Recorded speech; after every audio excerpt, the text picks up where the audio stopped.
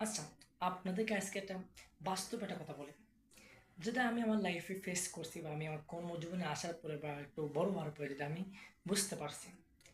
ছেলেরা যখন জন্ম নেয়, জন্ম নেওয়ার পরে তার পিঠে একটা দায়িত্ব চাপায় দেওয়া হয়। যখন তার বাবা তাকে অসুস্থ, তখন উনাকে সামলাতে হয়। যখন মা কাঁদে, মাকে হাসাতে হয়, কারণ ছেলে মানুষ, মার কান্না সহ্য হবে না তার, তাই মাকে হাসাতে হয়।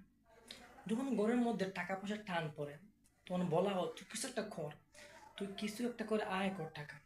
সে কিন্তু ক্লান্ত। সে হচ্ছে ক্লান্ত। সে জানে না সে কিভাবে কি করবে। তারপরে সে পাহাড়ের মতো দাঁড়িয়ে থাকে। কারণ ছেলেরা ভেঙে পড়ে না। ছেলেরা কখনো ভেঙে পড়ে না। নিজের ভিতরে একটা যুদ্ধ নিয়ে প্রতিদিন কাজ চালিয়ে যায়। প্রতিদিন যুদ্ধ করতে থাকে, সময়ের পর সময়, একটার পর আরেকটা।